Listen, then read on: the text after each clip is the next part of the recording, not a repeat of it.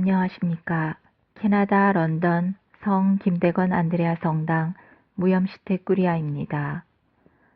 지난 시간에 가톨릭 교회는 사도시대로부터 이어져 온 전통에 따라 구약과 신약을 관통하는 하느님의 거룩한 계획이 있음을 가르치고 있고, 그것은 구약에 나타난 그림자, 즉 예형이 신약시대에 와서 예수님에 의해 그 완전한 의미가 드러나는 것이라고 하였습니다. 이것은 교리서 128항에 잘 표현되어 있습니다. 오늘은 구약시대에 있었던 개약의 궤가 어떻게 성모 마리아를 통해 그 완전한 의미를 드러내는지 알아보겠습니다. 이것은 교부 중에 한 사람이었던 2세기 순교자 저스틴의 묵상과도 일치합니다. 개약의 궤란 무엇이었을까요? 시나이 산에서 스스로 이름을 드러내신 하느님은 모세에게 당신께서 이스라엘 민족 가운데 머무르실 수 있도록 성막을 지으라고 명하시고, 성막의 가장 깊은 곳 지성소라는 곳에 개약의 궤를 놓으라고 하십니다. 탈출기 40장에 의하면 이 궤가 완성되고 나서 하느님께서는 구름의 모습으로 지성소에 내려오시는데 개약의 궤 위에 머무르십니다. 개약의 궤는 하느님의 어좌 역할도 하였던 것입니다. 영광의 구름은 개약의 궤를 덮었습니다. 그래서 지성소는 가장 거룩한 곳이 되었습니다. 그리고 개약의 궤는 이스라엘에서 가장 거룩한 성물이 되었습니다. 그 안에는 3가지가 있었는데, 십계명이 적힌 돌판과 하늘에서 내려온 신비한 음식 만나를 담은 항아리와 아론의 지팡이였습니다. 개약의 궤가 없는 한 성막에는 하느님께서 계시지 않는 것이나 마찬가지였습니다. 하느님께서는 성막 중에서도 왕좌 역할을 한 개약의 궤 위에 머무르셨기 때문입니다. 하느님께서는 지성소 안의 어좌 위에 현존하심으로써 이스라엘 백성 가운데 머무셨던 것입니다. 이 개약의 궤를 앞세우면 전쟁에서 반드시 승리했고, 예리코에서는 개약의 궤를 지고 나팔을 불며 성 주위를 맴돌기만 해도 성이 무너졌습니다. 개약의 궤는 백성 가운데 머무시며 백성을 인도하고 보호하는 핵심적인 역할을 했던 것입니다. 이후에 솔로몬은 성막과 같은 구조로 웅장한 성전을 예루살렘에 세우고 개약의 궤를 포함하여 성막 안에 있던 기물들을 그대로 예루살렘 성전에 옮기게 됩니다.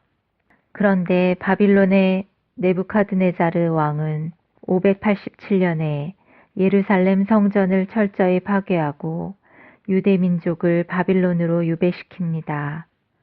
그러나 마카베오서 2장에 의하면 성전 파괴를 미리 예견했던 예레미야 선지자는 개약의 궤를 미리 안전한 곳에 보관합니다.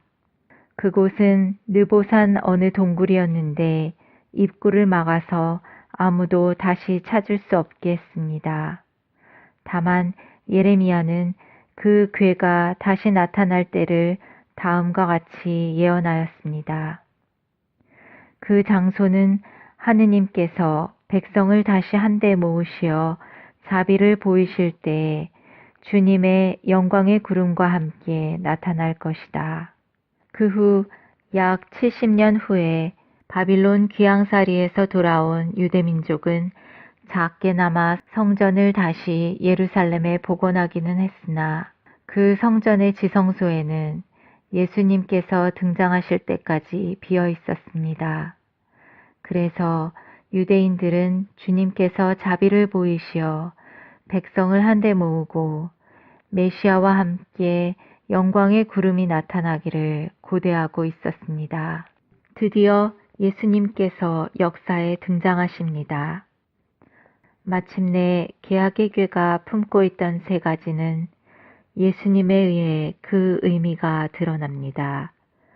사라진 계약의 궤에는 계명이 적힌 돌판과 만나와 대사제의 지팡이가 들어 있었습니다. 예수님께서는 돌판이 아닌 우리 마음에 영원하신 새 생명의 말씀을 새기셨습니다. 그리고 예수님께서는 하늘에서 내려온 신령한 음식인 만나보다 더 위대한 생명의 빵이 되셨습니다. 그리고 예수님께서는 스스로 희생제물이 되시어 하늘의 지성소로 올라가신 영원하신 우리의 대사제가 되셨습니다.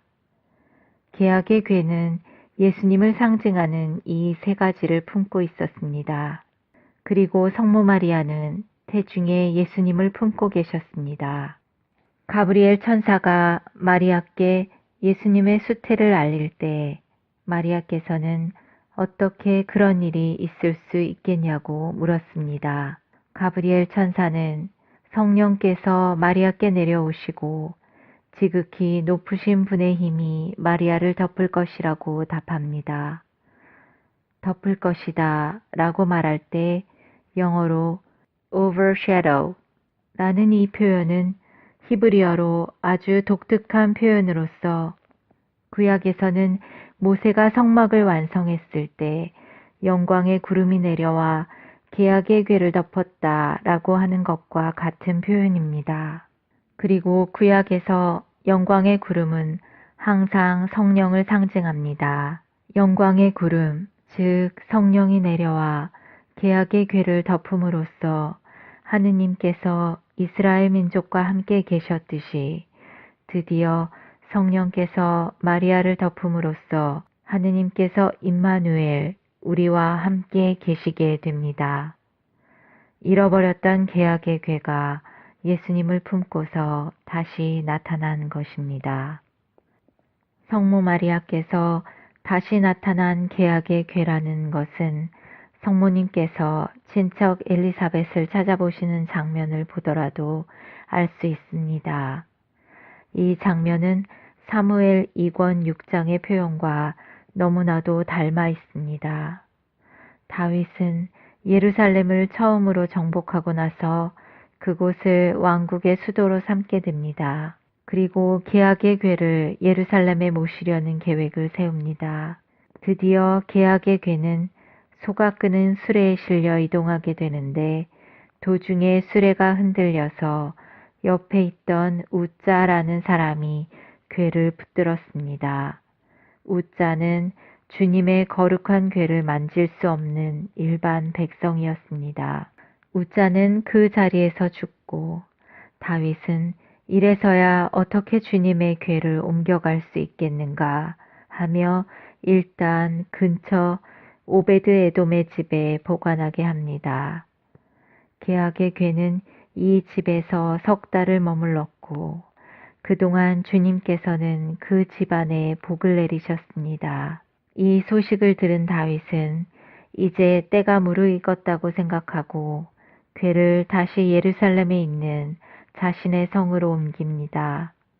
다윗은 궤 앞에서 뛰고 춤추며 기뻐합니다. 루카복음에서는 성모 마리아께서 엘리사벳을 찾아가실 때 이것과 동일한 표현이 등장합니다. 다윗은 계약의 궤를 모셔오려고 일어나 떠났습니다. 일어나 떠난다는 표현은 우리말로는 평범하지만 히브리어로는 성경 전체에 걸쳐서 보기 드문 독특한 표현이라고 합니다. 마리아가 엘리사벳 집으로 출발할 때도 똑같은 표현인 일어나 떠났다 라는 표현이 나옵니다. 우리말 성경에는 마리아가 길을 떠나 거기로 갔다 라고 표현되어 있는 부분입니다. 계약의 궤를 맞이하려던 다윗은 이래서야 어떻게 주님께서 나에게 올 수 있단 말인가 하고 탄식하며 계약의 궤가 오는 것을 주님께서 오시는 것으로 표현하였습니다. 루카 복음에서 엘리사벳은 내 주님의 어머니께서 저에게 오시다니 어떻게 된 일입니까? 하고 기뻐하며 성모님 태중의 아기를 두고 주님께서 오시는 것으로 표현하고 있습니다. 계약의 괴는 오베드 에돔의 집에서 석 달을 머무르고 마리아 역시 엘리사벳의 집에서 석 달을 머무릅니다. 그동안 오베드 에돔의 집은 축복을 받는데 구약에서의 축복은 자손의 번성과 가축의 번성을 말합니다. 마리아가 엘리사벳의 집에 머무르는 기간에 친척 엘리사벳은 임신을 한 상태였으니 엘리사벳은 축복의 상태였습니다. 계약의 괴를 마침내 맞이한 다윗은 뛰고 춤추며 기뻐합니다. 마찬가지로 엘리사벳 뱃속의 아기 세례자 요한도 새 계약의 괴인 성모님의 인사말 소리를 듣자 즐거워 뛰놀았습니다. 이런 동일한 표현들이 우연일까요? 성령의 감도로 쓰여진 성경이므로 우연일 리가 없습니다. 복음사가인 루카는 성령의 감도를 받아 성모 마리아를 계약의 괴가 움직이는 것으로 묘사하고 있는 것입니다. 왜냐하면 계약의 괴 속에 성물들이 들어있었듯이 성모 마리아의 태중에는 그 성물들이 상징하는 아기 예수님을 모셨기 때문입니다. 그런데 성모 마리아를 다시 나타난 계약의 괴로 묘사한 성경 구절이 또 있습니다.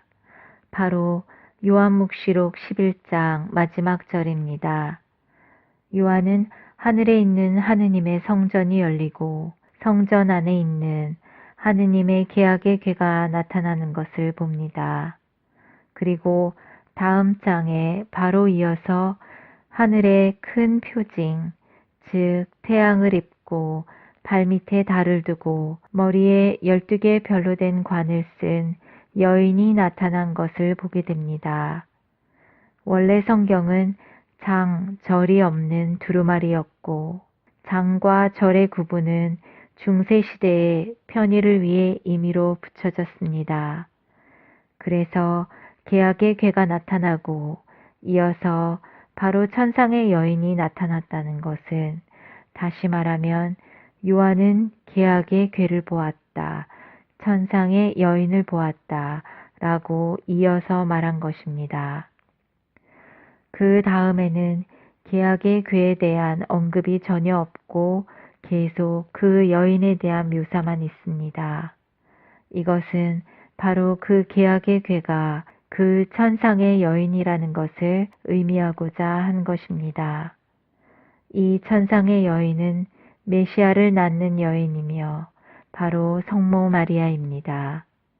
이 여인으로 말하자면 부분적으로는 메시아를 낳은 이스라엘 12부족을 뜻할 수도 있고 12사도로 대표되는 새 이스라엘, 즉 교회라고 해석되기도 하지만 1차적으로는 한 사람의 여인으로 보는 것이 더 수긍이 갑니다. 왜냐하면 뒤에 펼쳐지는 이야기에서 메시아, 가브리엘 천사, 사나운 용 등의 등장인물이 각각 하나의 인물이기 때문에 이 여인도 어떤 집단을 뜻하기보다는 하나의 인물로 보는 것이 더 일관성이 있기 때문입니다. 결국 다시 나타난 계약의 괴가 바로 천상 여인이고 그 여인은 성모 마리아라고 할 수 있는 것입니다. 예레미야 선지자는 계약의 괴를 느보산 어느 동굴에 숨기고 나서 훗날 하느님께서 흩어진 백성을 모으시고 자비를 보이실 때 영광의 구름과 함께 계약의 괴가 다시 나타날 것이라고 예언했습니다. 놀랍게도 하느님께서는 손수 메시아로 오셔서 백성을 모으시고 자비를 보이셨으며 메시아로 오실 때 영광의 구름, 히브리어로 셰키나, 즉 성령께서 마리아를 덮음으로써 강생하셨습니다.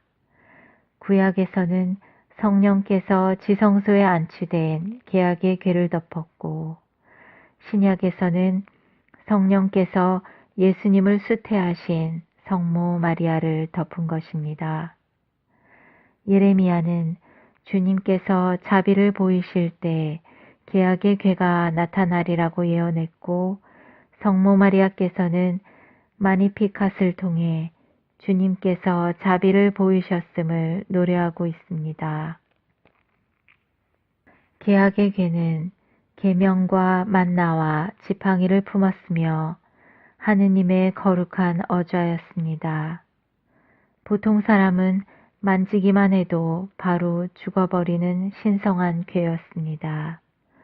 그 궤를 앞세우면 전쟁에서 강력한 적에게 승리하였습니다.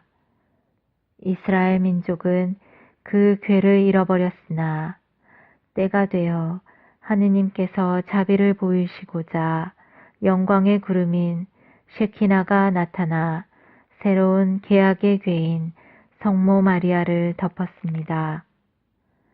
성부의 딸이신 성모 마리아께서는 성령의 배우자가 되시어 예수님을 직접 품으셨고 천상에서도 성자의 영원하신 어머니가 되셨습니다. 그리고 옛 이스라엘이 계약의 궤를 앞세우고 강력한 적들과 싸워 승리했듯이 새 이스라엘이라고 할 수 있는 교회는 새로운 계약의 궤이신 성모님을 앞세우고 강력한 영적 어두움과 싸워 승리하고 있습니다. 묵시록에서 요한은 하늘에서 단순히 계약의 궤만을 본 것이 아니라 예레미야의 예언이 성취된 것을 본 것입니다.